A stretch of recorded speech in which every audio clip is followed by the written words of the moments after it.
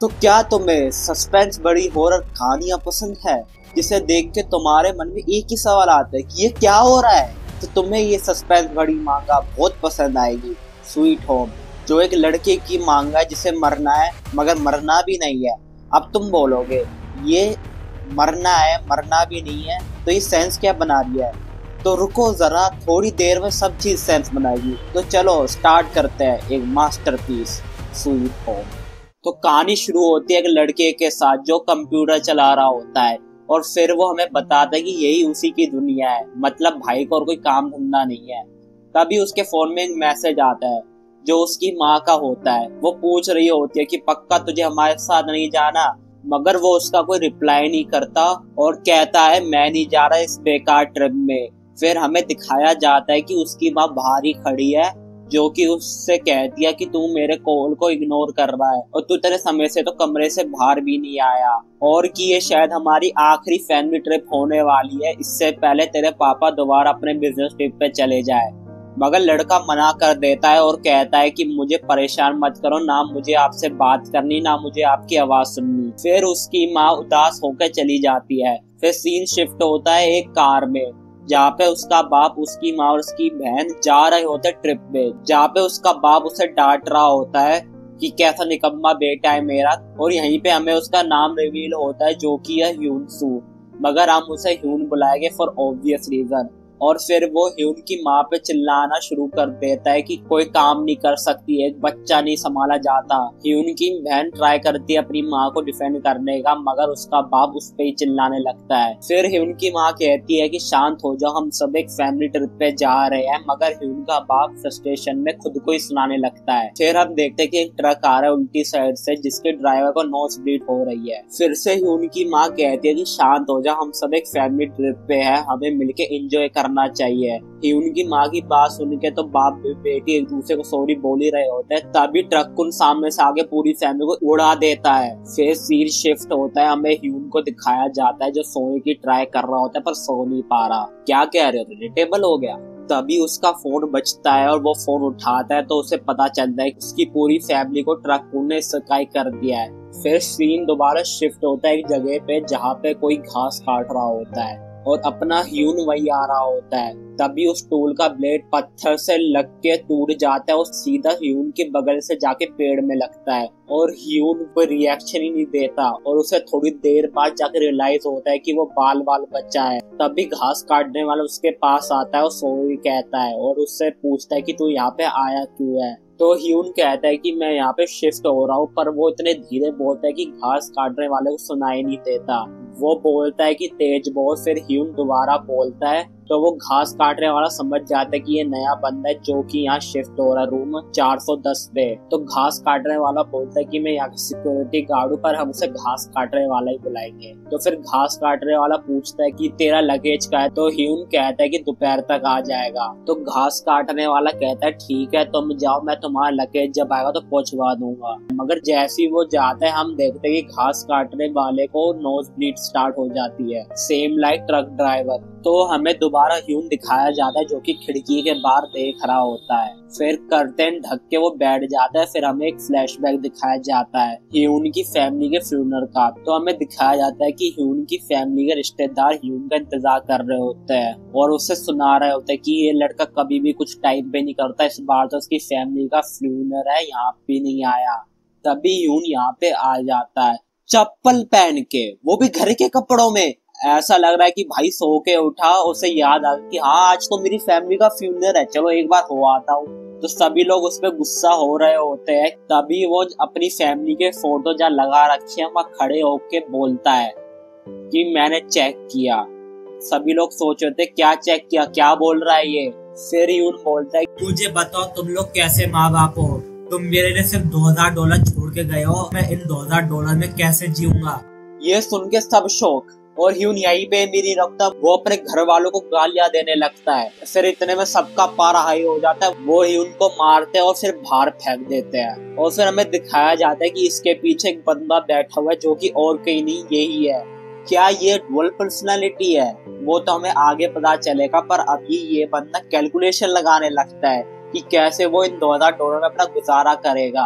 मगर उसे पता है कि इतने पैसे वो ज्यादा दिन नहीं चला पाएगा, तो वो सोचता है कि वो अपना घर ही बेच देगा और किसी स्मॉल अपार्टमेंट में जाकर रहेगा, जो कि उसने कर भी दिया है क्योंकि ये फ्लैशबैक चल रहा था। वापस रियलिटी में आ जाते हैं और पहली चीज वो कहता है मुझे मर जाना चाहिए। Oh my God, bro. Oh, hell no.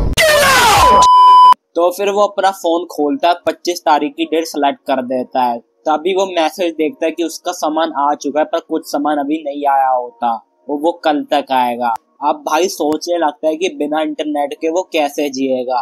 मतलब तुम देखो, जिंदगी की लगी हुई है, माँ बाप इसागाई हो गए, मगर गेम नहीं छूटनी चाहिए भाई की। अब कुछ करने को तो है नहीं, इसलिए वो नीचे ही लेट जाता है। वो लेटे लेटे कुछ सोच ही रहा होता है, तभी उसके मन में एक आवाज आती है कि तू अब क्या करेगा इसके बारे में।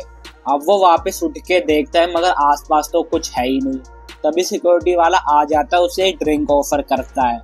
तो ह्यून उससे पूछता है ये किस लिए, तो सिक्योरिटी वाला कहता है कि नए बंदों को एज अ वेलकम गिफ्ट देते हैं, और वो ड्रिंक देके वो चला जाता है।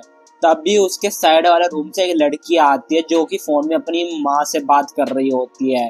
कह रही होती है कि ये उसका लास्ट अटेंडेंस ऑडिशन में, और वो जा ही रही होती है, तभी उसके नाक से खून निकलने लगता है। अगर वो सोचती है कि ये कमजोरी के कारण निकल रहा है क्योंकि वो डाइटिंग कर रही है। और फिर रात हो जाती है और हमें ह्यून दिखाया जाता है जो टीवी देख रहा होता है, क्योंकि और कुछ करने को तो है नहीं उसके पास। तभी उसे किसी के चलने की आवाज आने लगती है, जो उसी लड़की की होती है। क्योंकि इस अपार्टमेंट में नॉइस कैंसलेशन नहीं है, तो तुम बगल वाले कमरे की आवाज आराम से सुन सकते हो। तो वो कान लगा के सुनने लग गया, तो वहां से बिल्ली की आवाज आ रही होती है, और वो लड़की बिल्ली को कुछ खाने को देती है और कहती है कि मुझे नहा लेना चाहिए। और बस इतने में भाई पिघल गया। भाई ने कहा रहने देते, और जाके टीवी देखने लगता है दोबारा। तभी उसके ऊपर से बहुत तेज आवाजें आने लगती है, क्योंकि उसके ऊपर वाले रूम में एक लड़की गिटार बजा रही होती है, और उससे ह्यून थोड़ा अनोय हो रहा होता है। अब सीन शिफ्ट होता है सीधा एक हफ्ते बाद, जहाँ पे ह्यून बता रहा होता है कि वो एक हफ्ते से पिज्जा ही खा रहा है, और पर उसे फर्क नहीं पड़ता क्योंकि वो बहुत जल्द मरने वाला है। फिर वो एक गेम खेलने लगता है, जो कोई ऑनलाइन गेम है जहाँ पे सब AFK हुए पड़े हैं। तभी चैट में कोई मैसेज करता है कि उसे बहुत टाइम से नोज ब्लीड हो रही है और अजीब अजीब आवाजें आ रही है उसके मन में। और फिर वो एक और मैसेज करता है कि ये आवाजें उससे कह रही है कि अपने माँ बाप को मार दे, और ये आवाजें मुझे पागल कर रही है। तो फिर वो एक और मैसेज करता है कि मेरे को जवाब दो, मैं पागल हो रहा हूँ, मुझे लगता है मैं अपने माँ बाप को मार दूंगा जब वो सो रहे होंगे। तो फिर कुछ लोग उसका रिप्लाई देने लगते हैं कि तू पागल है, हमें तेरे माँ बाप पे दुआ आ रही है कि कैसे पागल को पाल रहे हैं। तो फिर वो बंदा दोबारा लिखता है आई किल यू, और फिर वो कुछ रैंडम शब्द स्पैम करने लग जाता है। तभी ऊपर से फिर से वो लड़की गिटार बजाने लगती है, जिससे ह्यून फ्रस्ट्रेट हो जाता है। वो कंप्लीट करने की ट्राई करता है, मगर कोई फोन नहीं उठाता। तभी सीन शिफ्ट होता है इस आदमी पे, जो कि इसी बिल्डिंग के रूफ पे जा रहा होता है, मगर रूफ का डोर लॉक पड़ा है। तो वो वहीं फूकने लगता है। तभी एक लड़की आके कहती है कि क्या तुम्हें शर्म नहीं आती, रोज यहाँ आके बिल्डिंग के अंदर ही फूकने लगते हो। फिर वो कहता है मैं तो पहली बार फूक रहा हूँ बिल्डिंग के अंदर, वो भी क्योंकि ऊपर जाकर दरवाजा बंद पड़ा है। तो फिर वो उससे पूछता है वैसे तू क्या करने आई है यहाँ पे।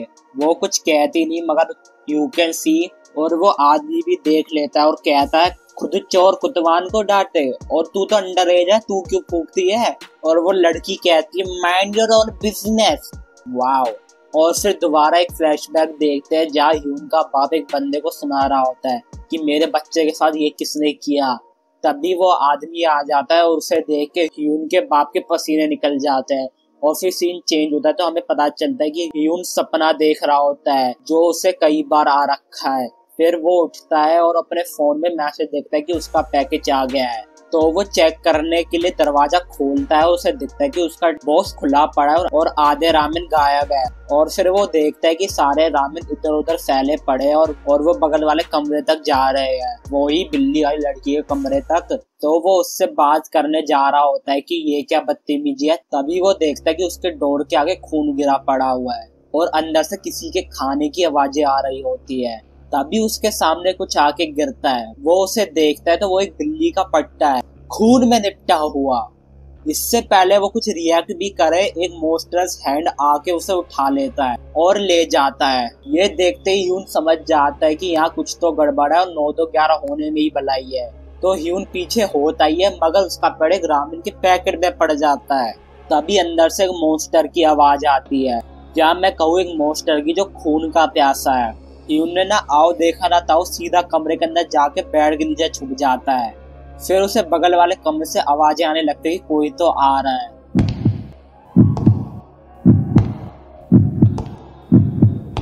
और वो जो कोई भी है वो डोर के सामने आके खड़ा हो जाता है और बेल बजती है। तभी सीन शिफ्ट होता है बिल्डिंग के बाहर, जहाँ कोई लेट नाइट काम करके वापस आ रहा होता है। वो अपनी माँ से बात कर रहा होता है। तभी उसके फोन से अजीब बीप की आवाज आने लगती है। तभी उसे अपने पीछे कुछ फील होता है। वो पीछे देखता है पर पीछे कोई नहीं है, पर तुम देख सकते हो कि उसके आगे किसी की तो शैडो है। फिर वो आगे देखता है और जो कोई भी वो चीज थी वो उसे उसी समय मार देती है।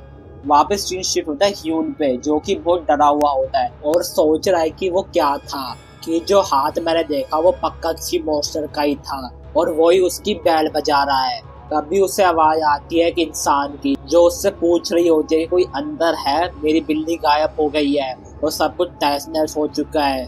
और ये आवाज उसी लड़की की होती है। अब ह्यून खुद पे क्वेश्चन करने लगता है कि जो उसने देखा था वो सच में देखा भी या वो उसका वहम ही था बस, क्योंकि ये तो उसी लड़की की आवाज है। तो ह्यून बहुत हिम्मत करके उठता है और दरवाजे के पास जाता है और देखता है ये तो वो लड़की ही है। उसे देख के उसे लगता है कि वो पागल हो रहा है। तभी ह्यून उससे बात करने की ट्राई करता है। वो लड़की कहती है कि मेरी मदद करो, पुलिस को कॉल करो, मेरी बिल्ली गायब हो गई है और कमरे की हालत तहस-नहस हो चुकी है और मुझे कुछ याद नहीं है।